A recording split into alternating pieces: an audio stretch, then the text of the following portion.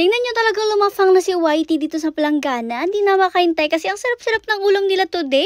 Kung maalala nyo nung nakaraan nagkaroon nga ng handaan dito. At itong video na to ay nung gabi after mismo ng handaan. Syempre, bibigyan din natin ng masarap na pagkain ang mga doggies dito. So ito nga ay pinaghalong kanin at ulam, kaldereta at afritada pa yan ha. Anyways, alam ko may magagalit na naman nga kasi dito natin sa sahig nilagay. Pero pasensya na nga po kasi talagang yung mga pakain ang nilagay namin dito. Nagkandawala-wala na nga po after ng handaan. Kaya naman ngayon dito na lang natin nilagay sa sahig. Pag kayo maglalato naman ng sahig, malinis at walang putik. Kaya carry lang yan. Lakad-lakad nga rin nga tayo dito sa atin para nga mamigay sa iba pang doggies na makakasalubong natin. Tingnan nyo nga itong isang to, tingin-tingin na habang naglalagay tayo ng pagkain. Bale dito nga sa atin, kung saan tayo makitang doggy, doon nga lang tayo maglalagay ng pagkain para nga may makain sila. Nadaanan din nga pala natin si Whitey. Actually, lumabas nga lang siya at alam nyo ba nakakatuwa kasi nanganak na nga po siya. Napapansin nyo nga yan sa kanyang tiyan kasi lumit na nga yung tiyan niya at lawlaw na yung daddy niya. Ibig sabihin nakapanganak na nga siya at sinabi rin nga sa amin na nanganak na rin siya. At napakadami rin nga niyang anak kasi ang sabi sa amin 7 daw. O diba nakakatuwa? Kaya nga kailangan din ni Whitey na palagi siyang may nakakain. Pero may nag-aasikaso na rin naman nga sa kanya ngayon kaya okay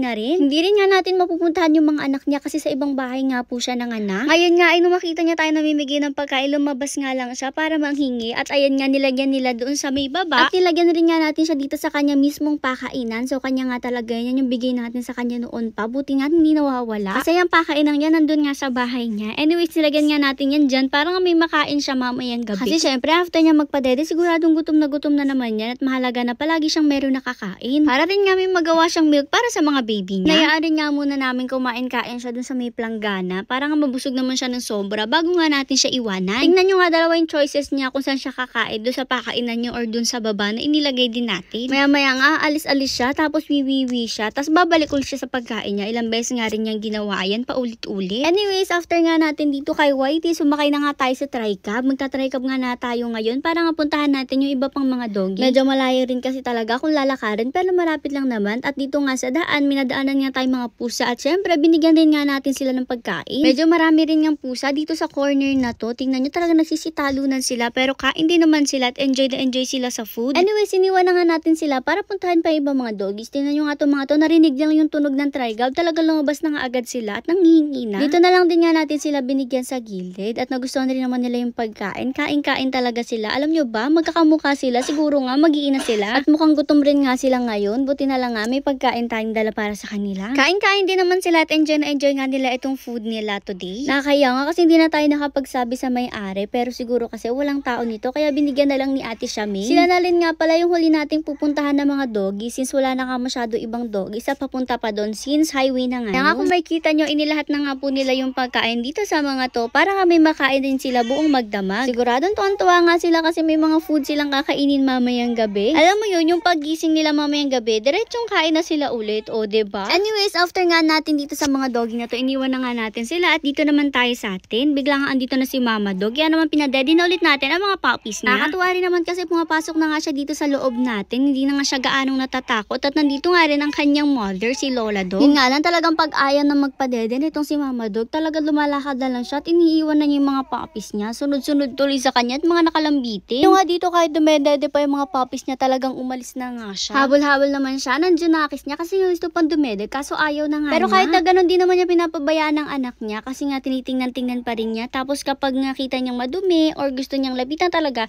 nilalapitan pa rin niya at syempre nililinisan pa rin nga niya. After niya nga fully intindi na bang anak niya, saka nga lang siya umaalis. At tingnan niyo nga itong isang to, talaga lumabas pa para nga magpupo. Although delikado nga talaga dito sa labas kasi nga baka may dumaang sasakyan kaya nga hindi natin sila pinalalabas basta-basta. Dito nga siya nagpupo sa harap ng gate habang itong isang naman niyang kapatid dito naman sa loob nagpupo. O diba? Grabe naman ang mga pupi-pupi baby na yan. Feeling at home na rin naman sila dito kasi tingnan nyo talagang larong-laro na nga sila dito sa loob.